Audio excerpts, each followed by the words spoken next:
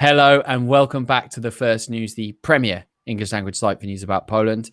This is an episode of What's Up Poland. We were live last week and back by popular acclaim, myself, Patrick Ney, and my co-host and good egg, John Beecham. Hello, John. Hi there, Paddy. How's it going, mate? You okay?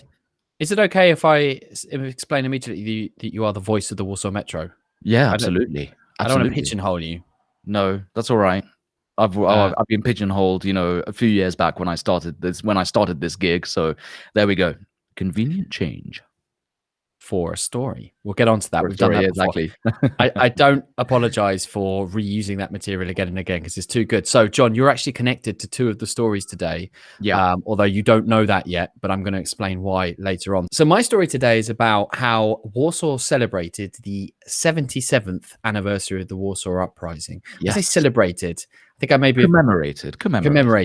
I think I took obchodzić in the Polish sense and used it in that context. John, your family has a connection to the Warsaw Uprising, and I guess mine does, not my blood family, but my wife's grandfather was in the battle, and his sister was killed, unfortunately, in Wola. So I don't think there's a Varsovian family that doesn't have a Warsaw Uprising related story. Where were you for the 1st of August? Were you in Warsaw? Did you have the opportunity to be in the city? No, I wasn't in the city, although I was just outside. I was actually in Józefów, which is just outside Warsaw. And of course, all the sirens went at 5 o'clock in the afternoon, and we all stood still and marked the occasion with due solemnity. But of course, yeah, I mean, like for myself and for my family, it's much more than just that 1 minute of silence on the 1st of August. It's remembering actually, our family members who fought in the uprising. It's about, especially my grandmother, who was very close to me, and her role in the Warsaw Uprising, and all the incredible feats which she went through during that time. And amazing to think that she was only 17 at the time, and all about all the things that that she had to experience at such a young age. Yeah, and of course you realize when you're young, you don't think about it, but now as you and I and our years gather on, 17, you're just a child. Yeah, in so many ways. Well, maybe we should explain for our viewers then that on the 1st of August, which this year in 2021 fell on a Sunday, people around Warsaw, and as John has just explained, not just in Warsaw, stop and stand still and pay respect. And it's a remarkable spectacle, which, in my opinion, never fails to move me, despite the fact that I've been going year after year. And these commemorations have been growing in number.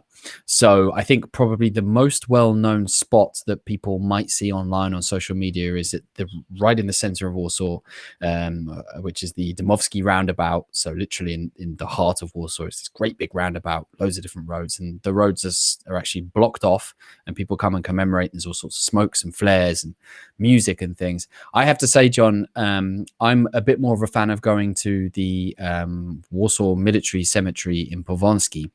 That's where a large number of the graves of the soldiers and combatants, women, men, and children who fought in the Warsaw Uprising are buried. It's the military cemetery. And I have to say, I find that to be a more profound place to go to, because the stories of the Warsaw combatants are there on the gravestones. John, this year I was at the Dąbrowski roundabout, however, because this year, for the first year in some time, I haven't done any lives or films or other events and stuff, so I was able to go there with my family. And I have to say, I was a little bit surprised. Most people turned up about 10 minutes before and then walked away again. And I want to pick up on something you said, which is, it's not just for your family about that particular moment, it's about everything that happened thereafter, from that minute onwards. And that's something which in a way kind of, I don't want to say bugs me, but I often wonder to myself, what do people do on the 63rd day? Does anyone really? There's no events really. I mean, there's some small things. Most of our Soviets don't give it a moment's thought, and that's a shame, because 63 days is a lot of time. a lot of time, and it wasn't supposed to last that long either. We got to remember that it was only supposed to last a few days, and at the beginning, it really, it was fairly successful, but then it was just downhill after that. And the fact that they managed to keep on going for over 2 months is really an incredible feat. And it really also raises a lot of questions, but at the same time, everyone thought that it was their kind of patriotic duty to do what they could for their city and their country at the time.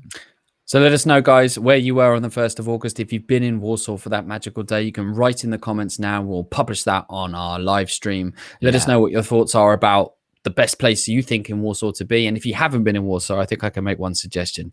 It's truly worth being there, especially on that particular day, but not only.